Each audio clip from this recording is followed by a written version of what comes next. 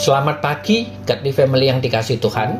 Mari kita menikmati teh hangat, teduhkan hati, hadirkan semangat dengan merenungkan firman Tuhan edisi 40 hari masa Prapaskah. Firman Tuhan hari ini diambil dari Injil Matius pasal 18 ayat 1-7 yang berbunyi demikian. Pada waktu itu datanglah murid-murid itu kepada Yesus dan bertanya, "Siapakah yang terbesar dalam kerajaan surga?" Maka Yesus memanggil seorang anak kecil dan menempatkannya di tengah-tengah mereka. Lalu berkata, "Aku berkata kepadamu, sesungguhnya jika kamu tidak bertobat dan menjadi seperti anak kecil ini, kamu tidak akan masuk dalam kerajaan surga. Sedangkan barang siapa merendahkan diri dan menjadi seperti anak kecil ini, dialah yang terbesar dalam kerajaan surga. Dan barang siapa menyambut seorang anak seperti ini dalam namaku, ia menyambut aku. Tetapi barang siapa menyesatkan salah satu dari anak-anak kecil ini yang percaya kepadaku, maka lebih baik baginya jika sebuah batu kilangan diikatkan pada lehernya, lalu ia ditenggelamkan ke dalam laut. Celakalah dunia dengan segala penyesatannya. Memang penyesatan harus ada, tetapi celakalah orang yang mengadakannya." Demikian jauh firman Tuhan. Godly Family yang dikasihi Tuhan, dosa telah membelokkan hati manusia untuk tidak hidup takut akan Allah, melainkan mencari kekuasaan untuk memuliakan diri sendiri. Firman Tuhan yang kita baca tadi menunjukkan sebuah perdebatan para murid Yesus tentang siapakah yang terbesar dalam kerajaan surga menjadi sebuah diskusi yang sangat sengit. Pemikiran itu muncul karena kegelisahan para murid mengenai kelangsungan misi kerajaan Allah seandainya Yesus binasa di Yerusalem. Sebab itu mereka mencoba mencari jalan keluar, pengganti gurunya. Dan Yesus sama sekali tidak marah karena ia memaklumi pikiran mereka. Maka ia mengambil anak kecil sebagai jawaban atas perdebatan mereka. Dengan memakai contoh anak kecil ini, Yesus ingin memperlihatkan bahwa menjadi yang terbesar dalam kerajaan Allah tidaklah gampang. Ada beberapa syarat utama yang harus dipenuhi untuk menjadi yang terbesar dalam kerajaan Allah.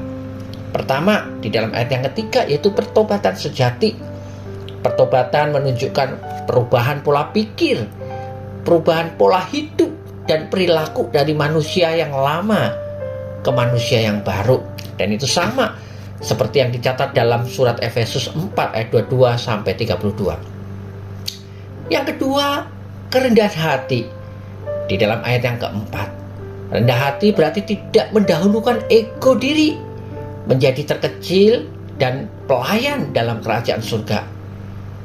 Kita bisa membandingkan dengan Markus 9 ayat 35 ataupun Lukas 9 ayat 48. Dan yang ketiga adalah menjunjung tinggi martabat manusia sebagai gambar dan rupa Allah. Ayat 4 dan 5. Dalam masyarakat manapun, anak kecil seringkali diremehkan dan ditipu karena kepolosannya. Mereka hanya menjadi objek manipulasi dari orang dewasa. Karena itu Yesus mengecam mereka yang berupaya menghasut dan menanamkan nilai-nilai kejahatan dalam pola pikir anak kecil. Itu yang dicatat dalam ayat ke-6 sampai ke-9. Walaupun mereka belum memahami banyak tentang baik buruknya kehidupan, setidaknya mereka adalah ciptaan Allah yang mulia. Godly Family yang dikasihi Tuhan, hidup dalam kerajaan Allah bukanlah berbicara tentang kekuasaan, melainkan penyerahan diri sepenuhnya kepada Tuhan. Artinya hidup mempercayai janji-janji Allah dan menyandarkan diri sepenuhnya di dalam pemeliharanya. Nah, sebagai warga kerajaan Allah, apakah hidup kita sudah berpadanan dengan kehendak Allah tersebut? Jika belum, mari kita akui kesalahan kita di hadapannya dan mohon anugerahnya sekali lagi bagi kita. Kiranya Tuhan memampukan setiap kita untuk hidup berkenan dan berpadanan dengan kehendak-Nya. Mari kita berdoa. Bapa, kami bersyukur untuk firman-Mu yang menolong kami untuk memahami akan nilai-nilai kerajaan Allah yang Tuhan tuntut dalam kehidupan kami. Engkau merindukan sebuah pertobatan sejati dalam diri kami, kerendahan hati, dan bagaimana kami menjunjung tinggi martabat manusia sebagai gambar dan rupa-Mu. Kami rindu ya Tuhan, memiliki kehidupan yang berkenan, berpadanan dengan kehendak-Mu.